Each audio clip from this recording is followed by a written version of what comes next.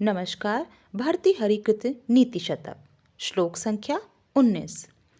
केयूराणि न भूषयन्ति पुरुषं हारा न चंद्रोज्ज्वला न स्नानं न विलेपनं न कुसुमं न अलंकृता मूर्धजाः वाण्येणा वाण्येका समलंकरोति पुरुषं या संस्कृता धार्यते क्षीयन्ते खलु भूषणानि सततं वाग्भूषणं भूषणम्। इस श्लोक में कहा गया है कि वाणी मनुष्य का आभूषण है। वाणी से ही उसके व्यक्तित्व की पहचान होती है।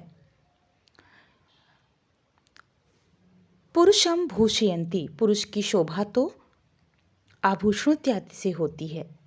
केयूराणि से ना हो सकती है और ना ही चंद्र उज्ज्वला, हारा चंद्रमा के समान सुंदर सफ़ेद हार से।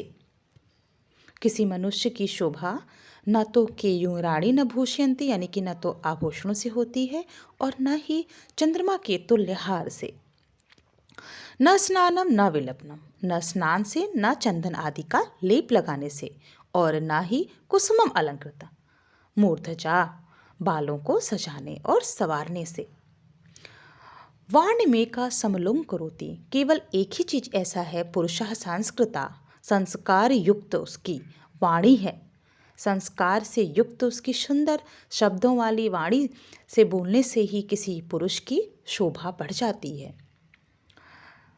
समय के साथ सभी आभूषण क्षीयन्ते भूषणानि, सारे आभूषण नष्ट हो जाएंगे, परंतु सततम वाग्भूषणम भूषणम, परंतु वाणी ही ऐसा आभूषण है जो सर्वदा रहने वाला है। हमारे व्यक्तित्व की पहचान ही वाणी है। जब हम अपने मुंह खोलते हैं, अपने मुख से कोई शब्द निकालते हैं, कोई वाक्य निकालते हैं या अपने आप को प्रस्तुत करते हैं एक तरह से, वो प्रस्तुतिकरण ही हमारा शब्द ही हमारी वाणी ही है। उसी से हमारे व्यक्तित्व की पहचान होती है। तो इसलिए एक संस्कार युक्त वाणी का प्रयोग करना चाहिए, वही हमारा आभूषण है। सुंदरता आभूषण से नहीं होगा, सजाने संवारने से नहीं होगा, एक सुसंयत वाणी से होगा। श्लोक संख्या 20। विद्या नाम नरस्य रूपम अधिकम प्रच्छन्न गुप्त धनम विद्या भोगकारी यशः सुखकारी विद्या गुरुणाम गुरुः विद्या बंधु जनो विदेश गमने विद्या परम दैवतम विद्या राजसु पूज्यते नहीं धनम विद्या विहीनः पुरुषः। इसके पहले भी साक्षात संगीत कला विषाणहीना, साक्षात पशुपुष्प विषाणहीना, इस श्लोक में भी विद्या विहीन मनुष्य को पशु की संज्ञा दी गई। इस श्लोक में भी लगभग यही बात बताई गई है कि अगर विद्या नहीं है तो मनुष्य पशु के समान है। विद्या नरस्य रूप अधिकम, विद्या ही मनुष्य की सबसे सुंदर और प्रच्छन्न गुप्त धन है, एक छिपा हुआ धन है। सबसे सर्वश्रेष्ठ स्वरूप यानी उसका दिखने वाला सबसे सुंदर रूप और छिपा हुआ धन है। विद्या भोगकारी पदार्थ को देने वाली, यश को देने वाली, सुखकारी यानी सुख को प्रदान करने वाली है। विद्या गुरुणाम गुरु, यह गुरुओं की भी गुरु है, यानी अगर गुरु है उससे भी परम गुरु वह विद्या है।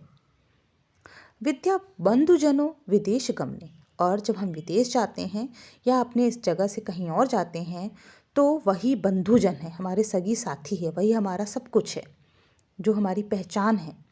विद्या परम दैवत, यह परम तत्व भी है, परम दैवत है, परम देवता है।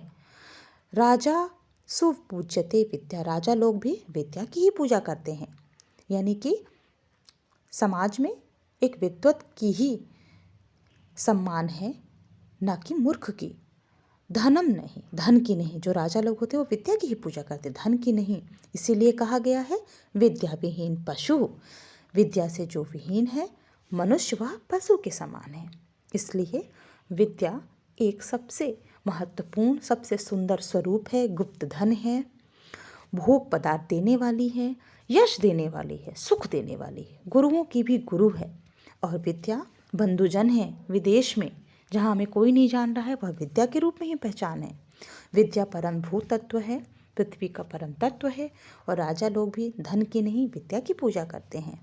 इसी कारण ही विद्या से विहीन जो मनुष्य है वह साक्षात पशु है, उससे अलग कुछ नहीं है।